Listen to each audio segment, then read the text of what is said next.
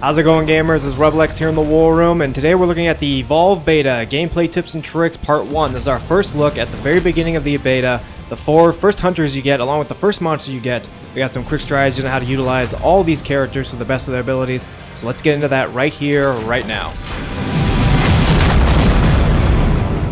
Alright gamers, the first character we're talking about is Maggie, who is the Trapper class. Now, Maggie has a deployable shield that is a barrier that locks the monster in place. Have this equipped immediately the moment the match starts if you are the Trapper class. It takes a few seconds to turn it on, so keep it equipped at all times, that way you're ready to deploy it when the monster is spotted.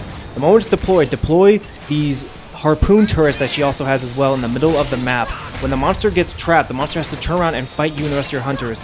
These harpoons lock the monster in place. It traps the monster. It makes it a lot harder for the monster to move and do its special attacks. Continue to deploy these harpoon turrets at all times. Now, Maggie does carry a submachine gun that does a decent amount of damage, but your best weapon is, of course, the harpoon turret. Continue to deploy these everywhere. Use your SMG as a last-minute resort because it's not that powerful, but it does do an okay amount of damage. The next thing too is Daisy, your faithful hound, as you just saw right there. Keep Daisy alive. Daisy is a backup medic. She can track, but the most important role is reviving your teammates alongside the medic on your team. Continue to deploy your harpoon turrets and the barrier. Have the barrier ready at all times, and you will dominate this monster very quickly as the Trapper along with your teammates. Alright gamers, now the next class we're talking about is the Medic class. Now the Medic class has an interesting array of weapons. The first one is a tranquilizer gun, which should be the first gun you use on the monster.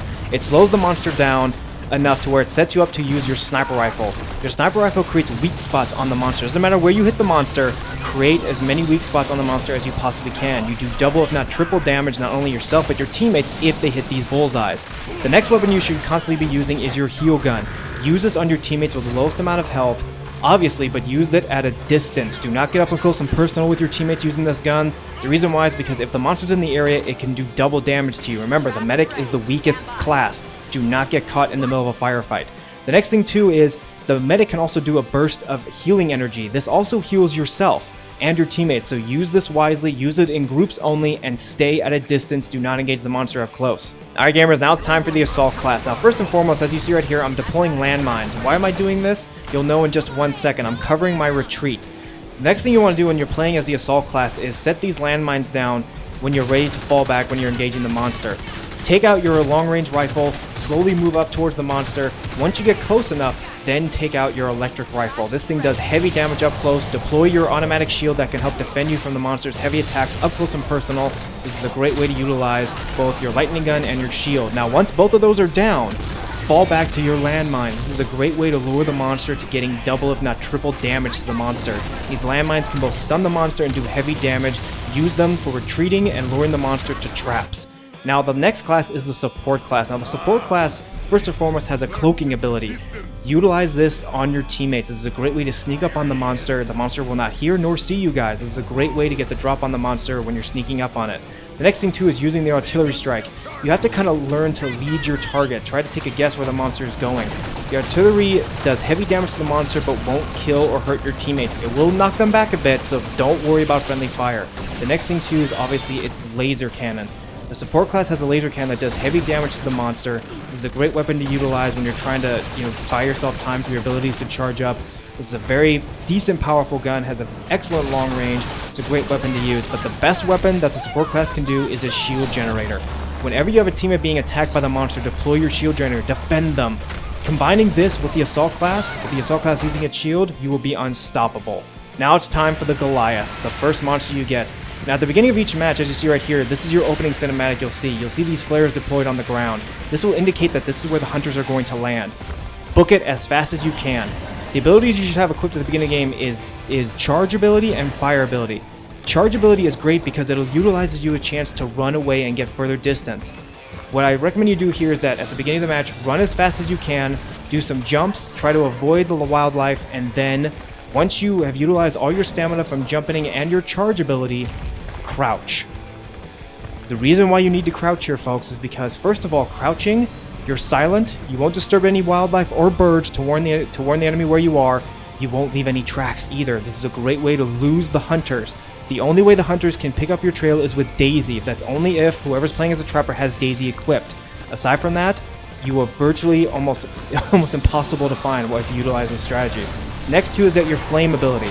Your flame ability automatically kills a lot of the wildlife, so you don't have to worry about getting engaged in melee combat with these little monsters. Use your flame ability, eat away at them, power yourself up. You'll be reaching stage 2 in less than a few minutes if you utilize this strategy. Now once you are able to evolve, crouch down and continue to stay crouched and make your way to a high vantage point so you can evolve in safety. Remember, you are vulnerable for a good 10 to 12 seconds when you are evolving. Do not get caught with your pants down here when the hunters show up. Don't let them guard against you. Find a safe haven and then power yourself up. Now, for me, this is what I utilize. You have 3 spending points. I recommend you finish powering up your fire breath and your charge ability. This will be enough for your second stage. The reason why is because once your charge ability is at full strength, you can run even further, last longer, and your fire ability kills pretty much all the wildlife instantly. This will allow you to eat and run even faster. You're able to gain more health, you're able to eat more creatures, and you're able to power up even further. The next thing too is that eventually the hunters will catch up to you. What I utilize is get the hunters bunched in a corner. Have them in a narrow corridor, a canyon, in a building. Do not engage the hunters in open ground. This is what they'll utilize. This is how they're going to kill you. Try to lure them in a closed-in space. This way you can knock down 1, if not 2 hunters out of the fray. Hit them again with your fire attacks. Buy yourself time. The reason why you want to do this is because you're not at your full strength yet. If you want to reach your full strength, incapacitate at least 1 to 2 hunters and then book it. Get the hell out of there. Use your fire attack to kind of blind your opponents. Use your charge attack to get out of there as well. This is a great way for you to try to utilize your chances of escaping and reaching stage 3. Alright gamers, now once you've gotten to a safe distance, transform yourself to stage 3. Now when you do this, you have 3 extra power points you can then put towards your monster. What I recommend you do here is equip it to your leap smash attack. Now, you do need to power up all your skills in order to unlock the next monster, but the leap smash attack is easily one of the most powerful abilities that Goliath has. Now, once you're able to reach stage 3, you're now able to destroy the power plant. Instead of rushing in there, claws and fire blazing, just crouch your way there, sneak up on your opponents. When you're crouched, they can't hear nor see you at a very good distance and can't warn each other in case you get the drop on them. This is where you can just break in there and start smashing the place up, and by the time the hunters realize that you're there, you've already done some severe damage to the generator. And also too is that because earlier you engaged the hunters and knocked one of their teammates down and possibly even killed them, guess what? 3 hunters remain, making your job a lot easier, and now you're also at stage 3. Also keep in mind too that stage 2 and stage 3 are the stages you can kill the hunters. Do not engage the hunters at stage 1. You will get your ass handed to you, believe me, especially if you're up against a decent team of hunters working together. So remember, stage 2 and stage 3, engage the hunters. Stage 1, make a run for it.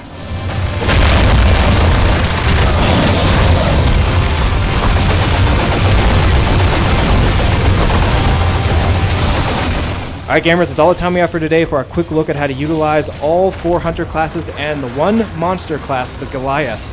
Now, we will be covering the next classes along with the Kraken itself in our next gameplay tips and tricks vid. We also will be covering the new evacuation gameplay mode that will be available this coming Saturday, so stay tuned to the War Room for more gameplay tips and tricks on Evolved Beta, along with new games coming out very, very soon.